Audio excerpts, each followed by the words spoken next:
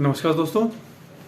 आइए आज फिर माइनिंग एजुकेशन में अपने जो अपना चैनल है सब कुछ सबके लिए मैनी मोर माइनिंग एजुकेशन का जो टॉपिक है इस पर डिस्कस करेंगे नोटिफाइड डिसीज जो अभी तक अपने भिन्न भिन्न सर्कुलर में भिन्न भिन्न टाइम पे नोटिफाइड की गई है, तो उसके बारे में डिटेल्स करेंगे। अभी तक टोटल 8 जो डिसीज़ हैं, जो माइनिंग से संबंधित डिसीज़ हैं, वो नोटिफाइड की गई हैं।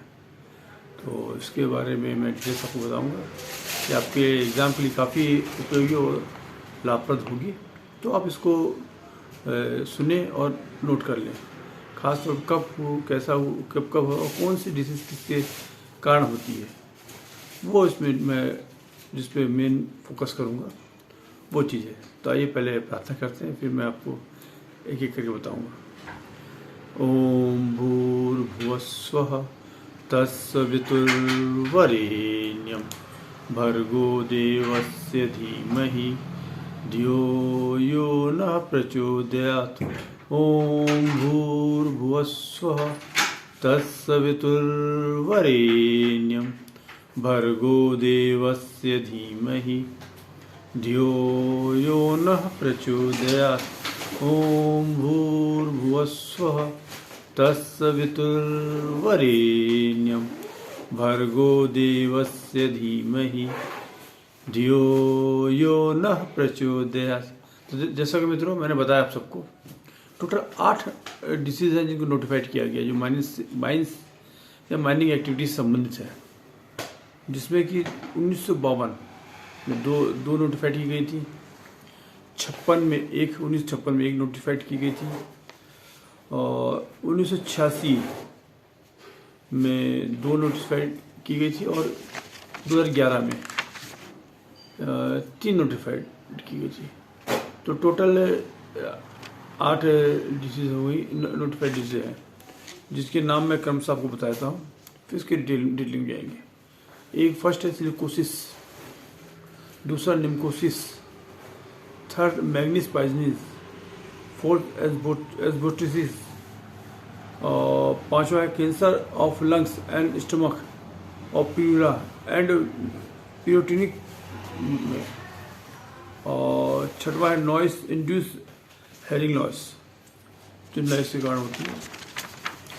7वां है contact determinates causes by direct contact of with chemical, और 8वां है pathological notification due to radium and radiology substance. तो ये कुछ 8 नोटिफाइड डिसीज है जिसके बारे में मैंने बताया। अब मैं इसका डिटेल में चलते हैं। तो आइए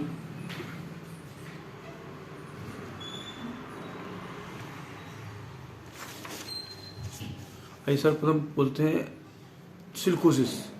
ये 21/7/2052 में नोटिफाइड की गई थी, जो कि एयरबॉर्न डस्ट, जो नॉर्मल एयरबॉर्न डस्ट होती है, उसके कारण ये अपना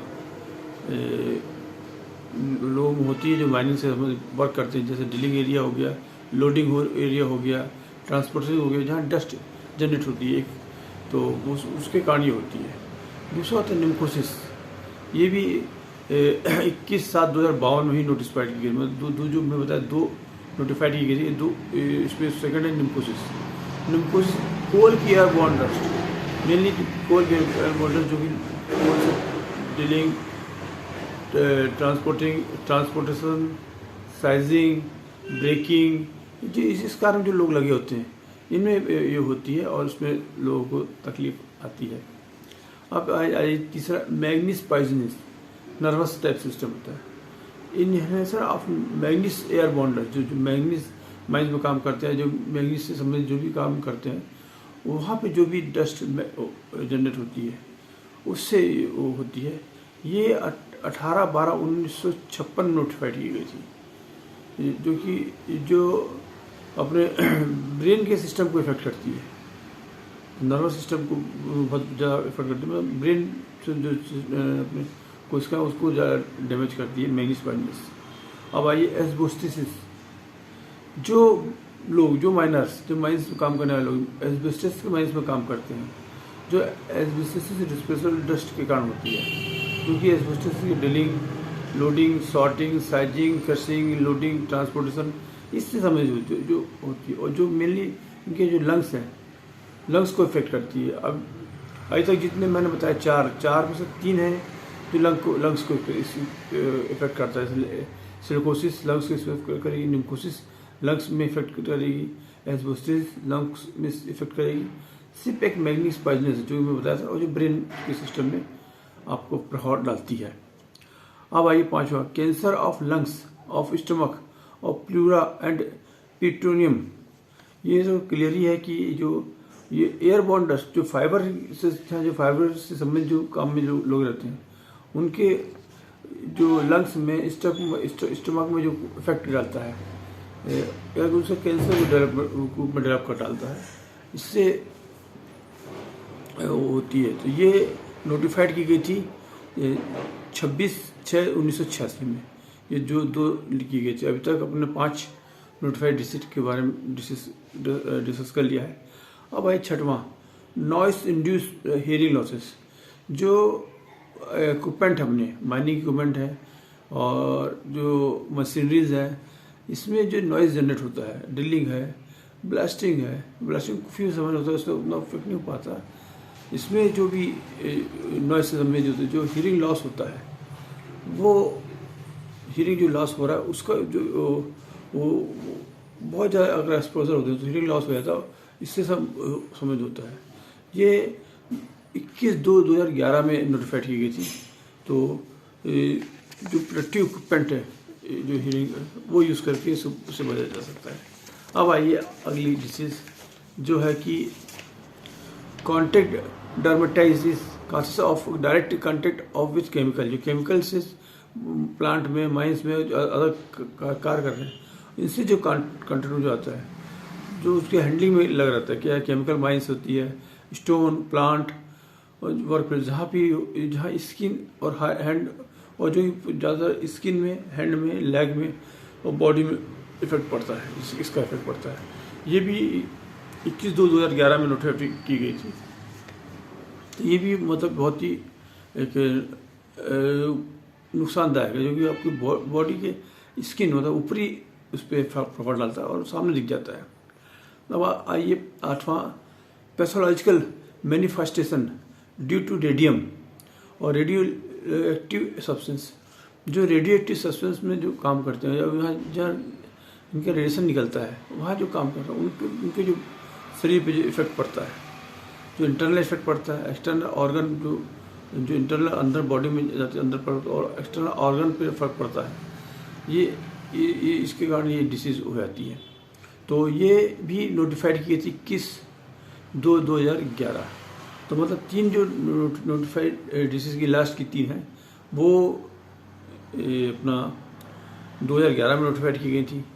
तो इस प्रकार से आपकी टोटल 8 नोटिफाइड डिसीज़ हुई है, जिसमें ज़्यादातर लंग्स में इफेक्ट पड़ती है, और एक जो मैग्नीज है वो अपने माइंड में इफेक्ट पड़ती है, और बाकी जो नॉइस पॉल्यूशन का जो हियरिंग लॉस देता है, और रेडिएशन क्लियर है, जो कि रेडिएशन होता है।